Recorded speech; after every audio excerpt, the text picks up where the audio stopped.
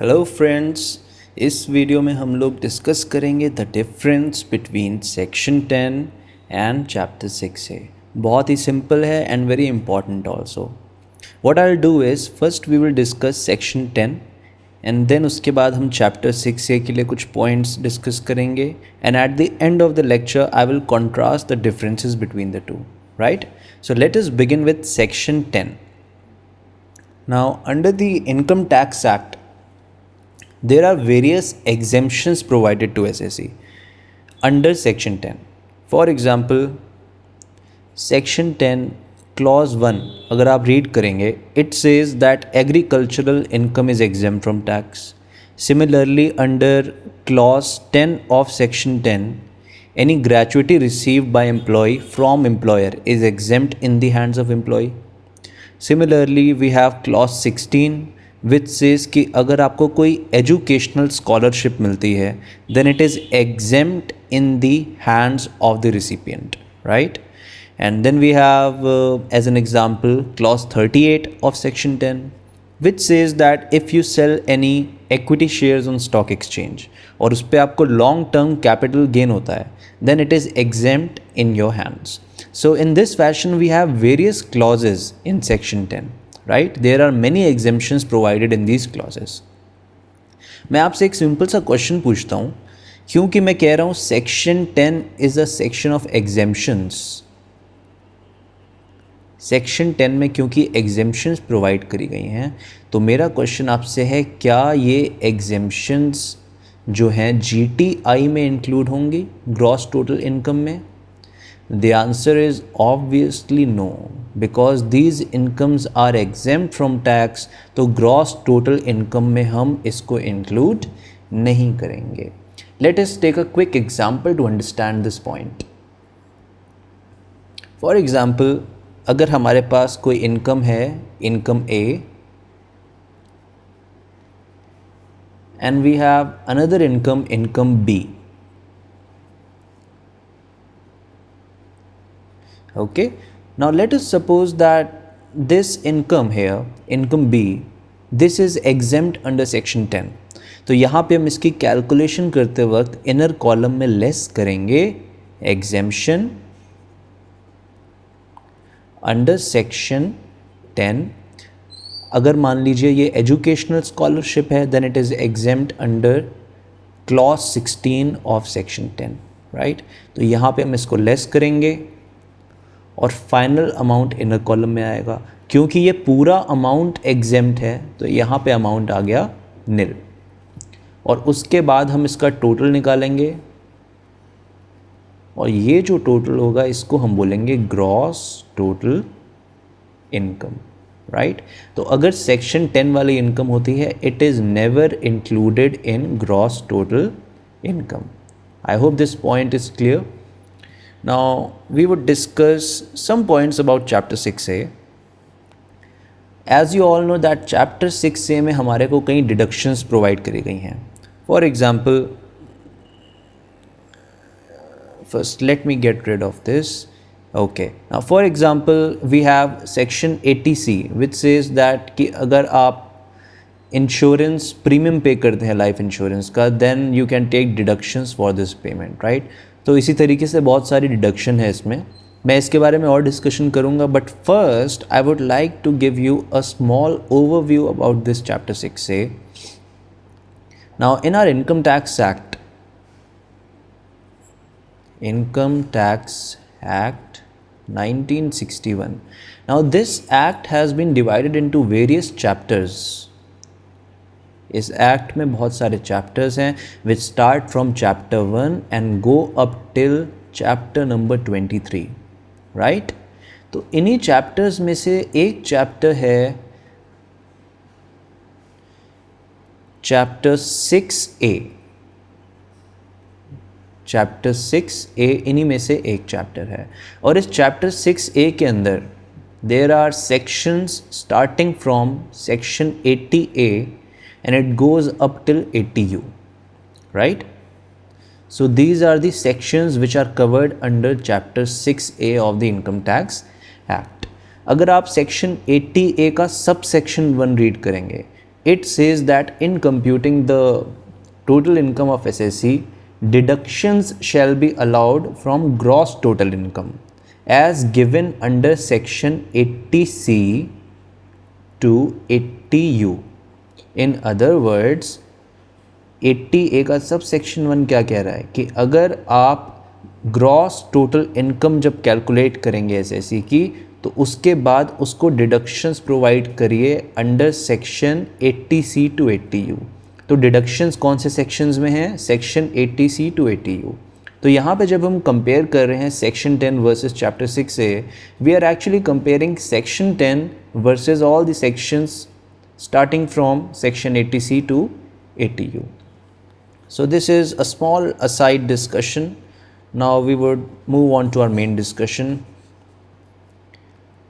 Now the first point that we already discussed is that chapter 6A में हम deductions की बात कर रहे हैं. Deductions.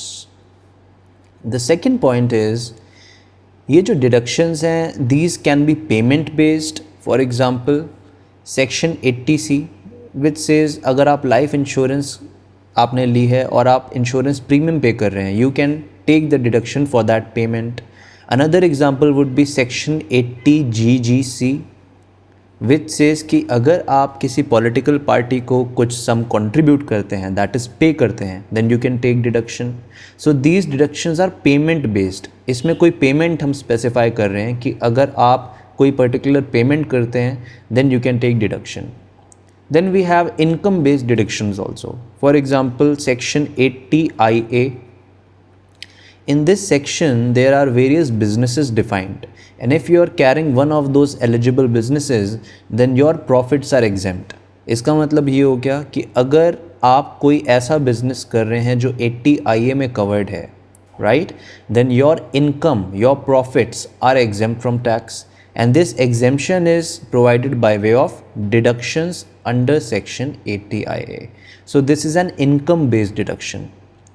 एक और एग्जाम्पल लेते हैं इनकम बेस्ड डिडक्शन का. सेक्शन 80RRB विच सेज कि अगर आपके कुछ पेटेंट्स हैं and you are receiving royalty income on those patents, then that income is exempt from tax and it is provided by way of deductions. So these sections are giving us deductions which are income based, that if you are having so and so income, it is exempt from tax and you can take deductions for those incomes. And then we have some other deductions जिसमें कोई payment नहीं होती, कोई income नहीं होती. Those are just deductions जिसमें कुछ conditions specify करी हैं कि अगर आप उन conditions को fulfill करते हैं, you can take deductions. For example, section 80U. This says that if SSC is suffering from disability as specified under section 80U, then the SSC is eligible to take deduction under section 80U.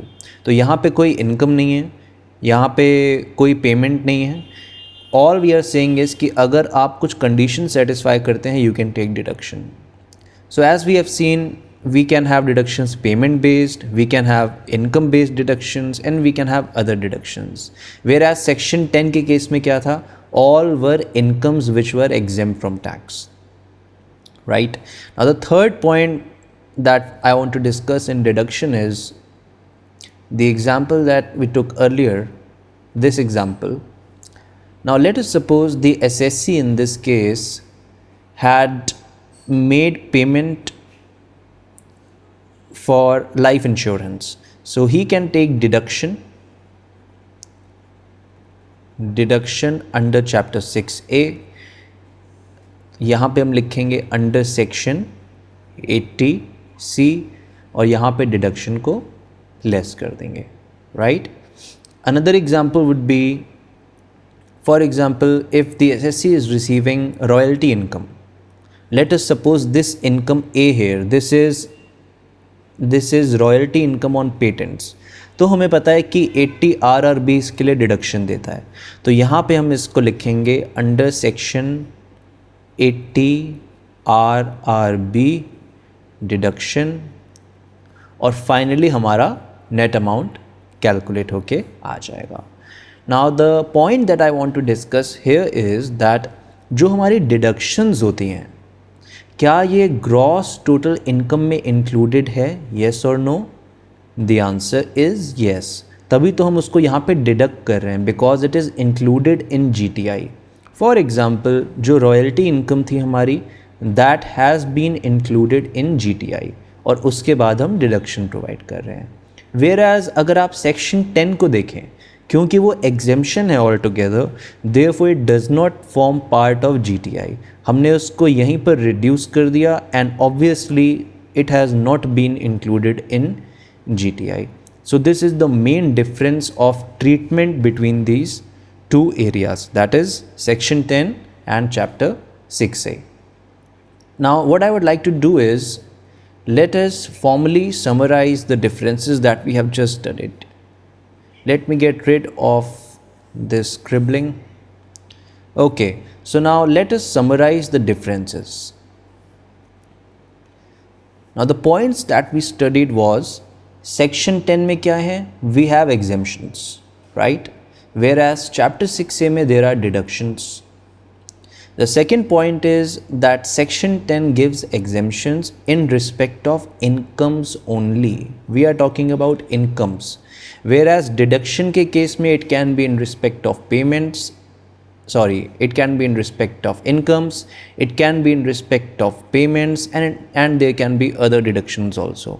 For example, यहाँ पे हमने क्या example लिया था, income के लिए हमने example लिया था 80 IA का या 80 RRB, आप देख लीजिए, these are income based deductions. Payments में हमने एग्जांपल लिया था 80C का, कि अगर आप कोई पेमेंट करते हैं which is covered under 80C, for example life insurance premium, तो आप उसका डिडक्शन ले सकते हैं। वी ऑल्सो डिस्कस्ड 80GGC, जिसमें हमने कहा था कि अगर आप किसी पॉलिटिकल पार्टी को कुछ अमाउंट पे करते हैं, कंट्रीब्यूट करते हैं, you can take the deduction for that payment.